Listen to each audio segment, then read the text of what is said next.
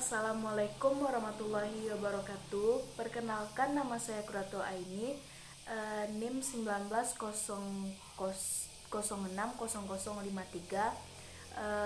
Saya merupakan mahasiswa Universitas Negeri Padang, Fakultas Ekonomi dan jurusan Ilmu Ekonomi. Di video ini saya akan membahas tentang sejarah pemikiran ekonomi yang teori klasik, yaitu Adam Smith.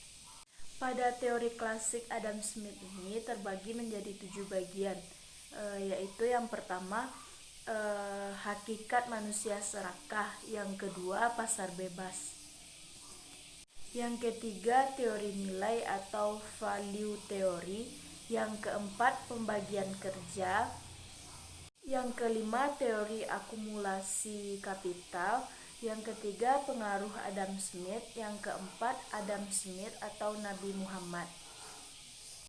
Kita masuk yang pertama, yaitu hakikat manusia serakah. Kenyataannya bahwa hakikat manusia memiliki sifat serakah sudah dikenal zaman Yunani kuno, terutama oleh Plato. Bernard de Mondeville dalam bukunya juga mengatakan hal yang sama. Smith juga percaya bahwa pada hakikatnya manusia itu rakus, egois, dan selalu mementingkan diri sendiri. Mondeville menganggap sikap rakus manusia ini memberi dampak negatif bagi sosial ekonomi masyarakat. Untuk menghindari sifat ini, ia menganjurkan campur tangan pemerintah pada perekonomian. Sebaliknya, Smith berpendapat bahwa sikap egois manusia dapat meningkatkan pertumbuhan ekonomi sepanjang ada persaingan bebas. Walaupun motif kepentingan sendiri kurang begitu mulia, bukan berarti harus menolak berbisnis dengan orang lain. Itu hanya akan menghancurkan diri sendiri. Itulah pembahasan mengenai hakikat manusia serakah. Selanjutnya yang kedua, yaitu mekanisme pasar bebas. Smith sangat mendukung moto laissez-faire, laissez-passer, yang menghendaki campur tangan pemerintah minimal mungkin dalam perekonomian. Nanti akan ada suatu tangan tak ketara atau invisible hands yang akan membawa perekonomian ke arah keseimbangan. Jika banyak campur tangan pemerintah, pasar justru akan mengalami distorsi yang membawa perekonomian pada ketidakefisienan dan ketidakseimbangan. Pandangan Smith ini kemudian telah menandai suatu perubahan yang sangat revolusioner dalam pemikiran politik. Di masa merkantilis, negara ditempatkan di atas individu. Sebaliknya, menurut kaum klasik dan fisiokrat, individulah yang harus diutamakan. Bahkan tugas negara yang menjamin terciptanya kondisi bagi setiap orang untuk bertindak melakukan yang terbaik bagi diri mereka masing-masing.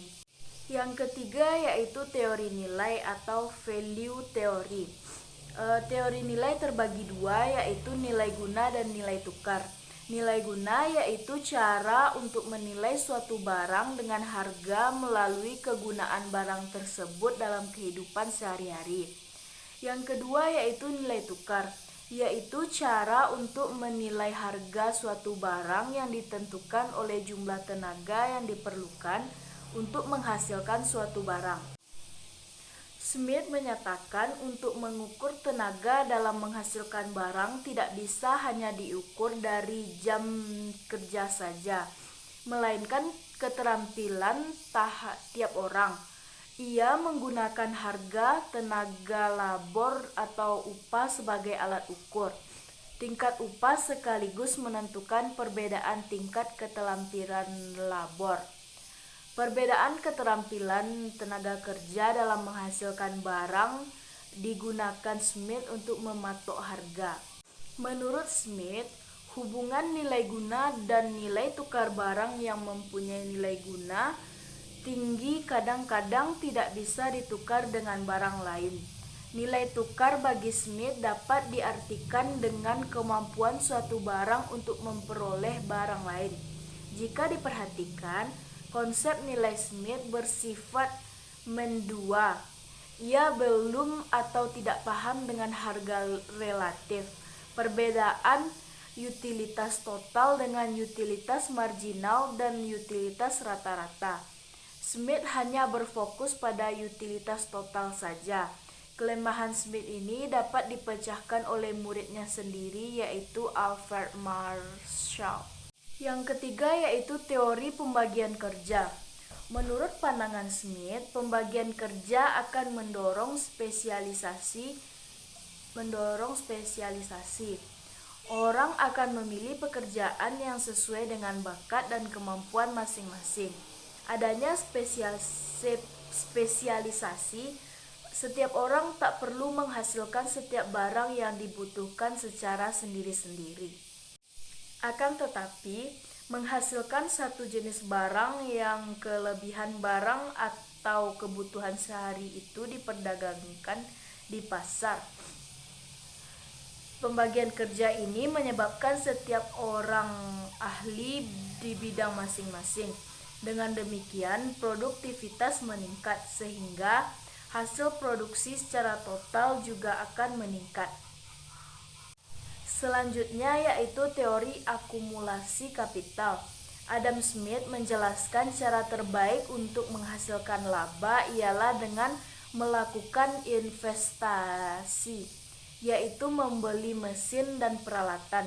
Dengan adanya mesin dan peralatan, produktivitas labor akan semakin meningkat. Produktivitas labor ini berarti peningkatan produksi perusahaan. Jika semua perusahaan melakukan hal yang sama, output nasional atau kesejahteraan masyarakat akan meningkat pula. Smith menganggap pentingnya arti akumulasi kapital bagi pembangunan ekonomi. Maka sistem ekonomi klasik oleh Smith ini sering disebut sistem ekonomi liberal, juga sering disebut sistem ekonomi kapitalis. Teori akumulasi kapital ini sangat dikritik oleh pakar-pakar sosialis terutama Karl Marx. Pembahasan yang keenam yaitu pengaruh pandangan Adam Smith. Pengaruh pemikiran Adam Smith sangat luas. Hampir semua pembahasan ekonomi dikaitkan dengan pemikiran Smith. Pemikiran yang dilontarkan Smith banyak diambil dari pemikiran terdahulu. Sebagai contoh, individualisme dan materialisme sebenarnya berasal dari paham hedonisme yang sudah dikembangkan oleh pemikiran Yunani kuno. Terdapat perbedaan antara paham hedonisme dengan pemikiran Smith. Kalau hedonisme, kenikmatan utama adalah untuk individu. Dalam pandangan Smith, kenikmatan utama untuk masyarakat banyak. Paham materialisme sering disebarluaskan. Ternyata banyak negara menganut ajaran ini. Namun, paham materialisme dan individual sukar dibendung, bahkan oleh negara sekalipun. Gereja ingin membendung ajaran materialisme ini. Akan tetapi, berbagai usaha yang dilakukan tidak berhasil. Kemudian, Paus Leo XII justru mengadakan kerjasama. Ia mengurangi serangan dan menganjurkan pelaku ekonomi agar bertindak sebagai penganut Kristen yang baik. Kerjasama tersebut merupakan momentum baru dalam kehidupan ekonomi politik masyarakat. Penghargaan yang sangat tinggi terhadap Smith ialah ia berhasil menciptakan sebuah sistem ekonomi berupa sistem ekonomi pasar yang lebih dikenal sebagai sistem ekonomi liberal atau sistem ekonomi kapitalis. Sistem ini tidak perlu diawasi oleh pihak manapun. Lalu suatu invisible hand akan membawa perekonomian kritik keseimbangan. Jika terlalu banyak campur tangan pemerintah, pasar justru akan mengalami distorsi. Ajaran Smith ini menandai adanya suatu perubahan yang revolusioner dalam pemikiran ekonomi. Sistem ekonomi yang dikembangkan oleh Smith sering diakui sebagai organisasi masyarakat terbaik yang dikembangkan. Hal ini dibuktikan semakin banyaknya negara yang menganut sistem ekonomi dari Smith ini. Yang ketujuh yaitu Adam Smith atau Nabi Muhammad. Kebanyakan textbook ekonomi orang-orang barat terlalu tinggi memberikan penghargaan terhadap pemikiran-pemikiran barat seperti Smith, namun kurang memberi tempat bagi pemikiran-pemikiran dari timur, terutama dari dunia Islam. Sebagai contoh, ide mekanisme pasar merupakan sumbangan pemikiran Smith. Padahal jauh sebelum Smith lahir, Nabi Muhammad sudah terlebih dahulu mengajarkan umatnya untuk memanfaatkan mekanisme pasar. Nabi Muhammad melarang pemerintah ikut campur menetapkan harga. Dalam ajaran Islam, pemerintah tidak dibenarkan memihak kepada pembeli dengan mematok harga yang lebih rendah, atau memihak kepada penjual dengan mematok harga yang lebih tinggi. Kebijakan yang diambil pemerintah harus mengutamakan kesejahteraan bagi semua pihak. Walaupun pemerintah menganjurkan menggunakan mekanisme, terkadang pemerintah boleh menggunakan kebijakan penetapan harga dalam kondisi khusus. Seperti saat terjadi ketidakadilan di pasar, di antaranya jika praktik monopoli, adanya mempermainkan harga atau cengkraman dari pengusaha bermodal. Sebagian berpendapat bahwa penggunaan kebijakan penetapan harga diperbolehkan untuk barang yang dihasilkan perusahaan milik negara seperti BBM, listrik, telepon, air bersih, dan sebagainya. Baiklah, sekian pembahasan saya tentang teori klasik Adam Smith. Jika ada salah, saya mohon maaf. Assalamualaikum warahmatullahi wabarakatuh.